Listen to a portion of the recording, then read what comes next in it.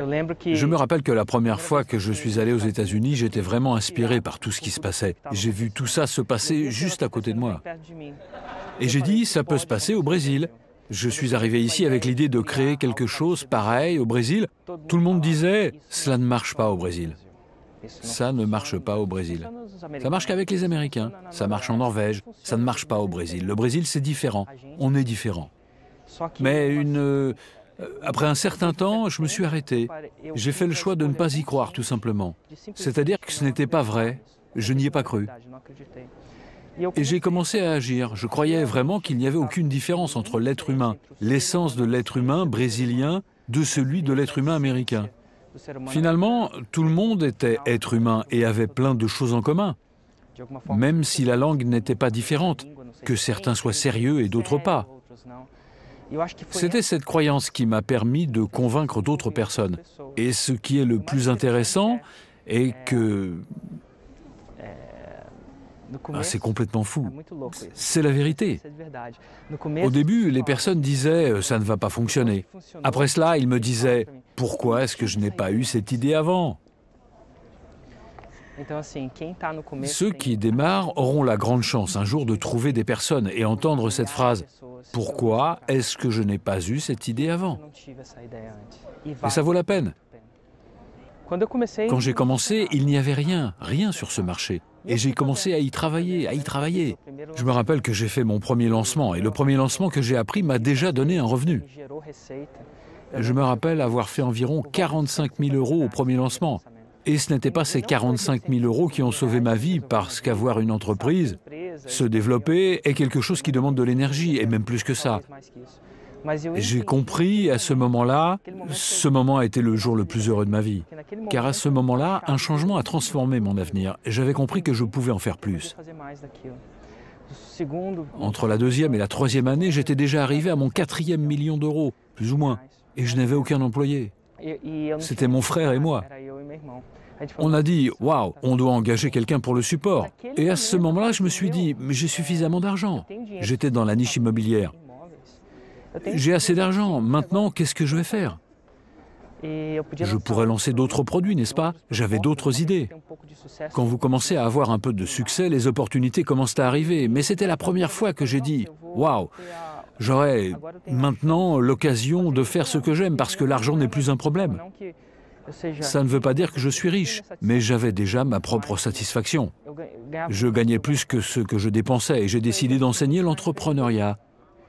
Je pense que ça a été un tournant, quand j'ai commencé à enseigner et à travailler sur ce que j'aimais vraiment. Ma femme dit toujours, « Erico, arrête de parler sur l'entrepreneuriat. Tu parles à ma mère, aux voisins, à la concierge, au jardinier, avec je ne sais qui, tout le monde. Tu ne fais que parler de ça, tu en parles tout le temps. » Et je lui ai dit, « Mon Dieu, j'adore tout ça. J'en parle tout le temps, j'adore. » C'est à ce moment que tout est arrivé. J'ai commencé à faire ce que j'aimais et mon affaire s'est développée. L'année dernière, notre revenu annuel a atteint les 8 millions d'euros. Mais plus que ça, on a commencé à impacter les personnes. Aujourd'hui, ma chaîne atteint 7 millions de personnes. Mes publications ont atteint 7 millions de personnes uniques, d'individus par semaine. Ma chaîne YouTube a des millions de vues, mais le plus intéressant de tout ça, c'est qu'aujourd'hui, je marche dans la rue et j'ai l'occasion de rencontrer plusieurs clients. Et ce sont des fans, pas des clients. J'ai l'occasion de les remercier, mais vraiment. Je vous donne un exemple. J'entrais dans l'avion pour venir ici et le commissaire, parfois le commissaire, le pilote, reste là, sur la porte. Il a dit « Erico Rocha ». Je lui ai dit « Vous me connaissez ?» Il a dit « Oui, si c'est cela, venez me retrouver ici à la fin. » Et je suis allé le rencontrer. Il a dit « Mec, je travaille, n'est-ce pas? Je ne peux pas arrêter de travailler. Mais vous m'inspirez, vous m'avez inspiré à écrire ce livre. » Et il m'a donné ce livre. Je lui ai dit « Waouh, trop cool !» J'ai inspiré plusieurs personnes à en créer, sachant que je crois que la plus grande manière de faire du bien social dans un pays, même dans le monde, au moins au Brésil, c'est par l'entrepreneuriat. Car ce sont ces petites entreprises, ces personnes qui parlent, qui créent de petites ou grandes entreprises, mais qui génèrent des emplois. Générer des emplois, c'est le meilleur. La meilleure initiative sociale qu'une personne peut avoir est de générer des emplois. Ce n'est pas simplement donner un panier ou construire quelque chose, car un emploi ne génère pas seulement du revenu, ça génère de la confiance. Un objectif pour quelques personnes. Donc je me laisse croire qu'en faisant ce travail, d'une certaine manière, je laisse le monde un tout petit peu meilleur à chaque fois. Mon Dieu, c'est drôle que la conférence ait 5 facteurs en commun avec ces personnes. Après avoir pu atteindre un certain succès et après avoir vu d'autres personnes atteindre également du succès, j'ai été fasciné de comprendre pourquoi certaines personnes ont du résultat et d'autres n'en ont pas. Et je suis en contact avec plusieurs entrepreneurs, plus de 100, qui ont atteint un haut niveau de réussite, et une grande partie d'eux avec plusieurs millions, millions. Je crois qu'il y a des choses en commun, mais pas seulement. Une chose que plusieurs personnes n'ont pas, et les personnes ici n'auront non plus, c'est la concentration. Il y a un mythe, et moi-même je l'ai cru, qu'on doit créer plusieurs produits pour générer plus de revenus. Donc, on crée toujours plus. Mais à mon avis, ça c'est une embuscade. Les personnes de haut niveau que j'ai rencontrées se concentrent sur une seule chose. On a vu Kazay, il se concentre sur une seule chose, faire des vidéos. Quand vous vous concentrez sur plusieurs choses, vous partagez votre attention et la capacité d'exécution devient ordinaire et pas extraordinaire. Pour atteindre l'extraordinaire, on doit se concentrer. Et pour le faire, l'entrepreneur doit dire non. Au début, il n'y a rien et il veut survivre, donc il dit oui à tout le monde. Mais ensuite, à mesure qu'il a sa première petite réussite, il recevra de nombreuses propositions. Et il sera tenté à faire un peu de ceci, un peu de cela. Et ainsi, il perd la capacité d'avoir une exécution excellente. Il perd la capacité de revisiter constamment son produit. Aujourd'hui, je n'ai que 2 produits, et le dernier est rare. Dans mon entreprise d'infoproduits, j'en ai qu'un.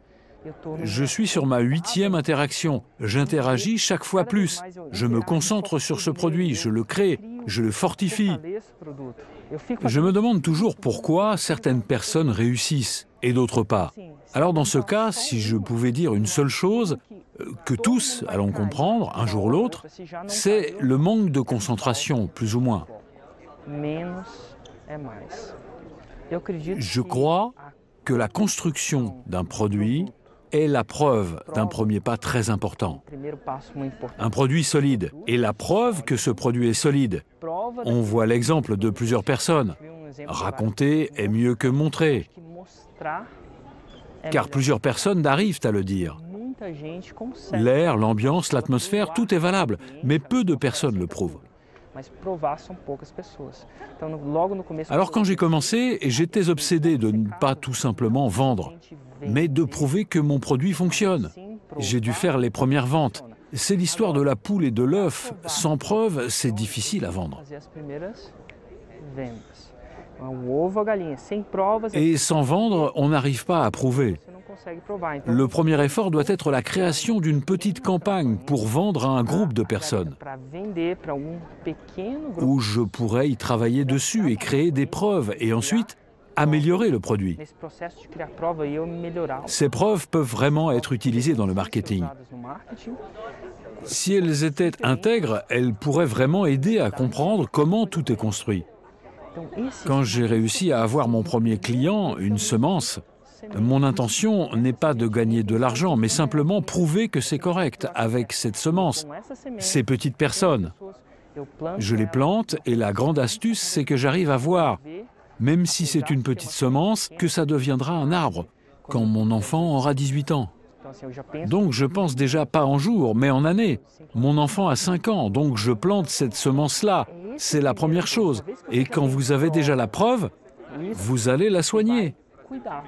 Et ensuite, ce sera d'amener plus de personnes vers ce produit-là, pour l'élargir et créer une stratégie pour ajouter de la valeur d'une façon massive. Aujourd'hui, je publie une vidéo par jour, mon histoire. J'ai pas commencé comme ça, mais cette agrégation, c'est le sédiment de ce qui se passe pour que cet arbre, ce terrain, soit plus fertile, et l'arbre grandira. Quand j'ai commencé, il n'y avait pas Hotmart. Il y avait une barrière de paiement par rapport à ce qu'on faisait. Une grande barrière technologique, car quand vous traitez de l'argent, il s'agit également d'une barrière démocratique. Rappelez-vous, quand j'ai parlé du lancement de 45 000 € que j'ai fait, 15 000 ont été annulés. Je voulais pleurer, mais je ne pouvais pas. Et la raison de l'annulation, c'est que je n'avais rien fait. L'entreprise a réussi. Les banques, à l'époque, ne comprenaient pas le numérique. Donc, ils avaient peur. Et lorsqu'ils ont peur, ils disent naturellement « Mais qu'est-ce qui se passe ?»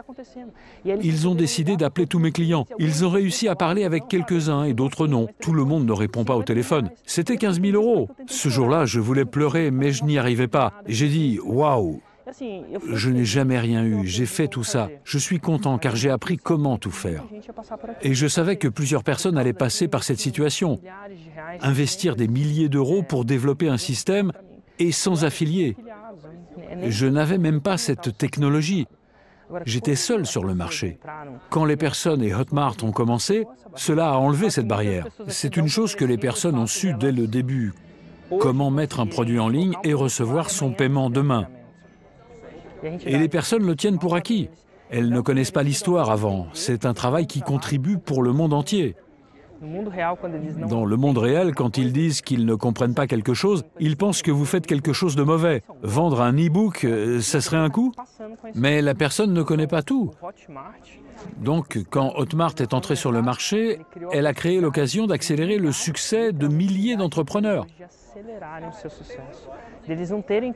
Et ils n'ont pas dû passer 6 mois à investir de l'argent pour construire un système qui soit payant et de qualité inférieure à celui de Hotmart.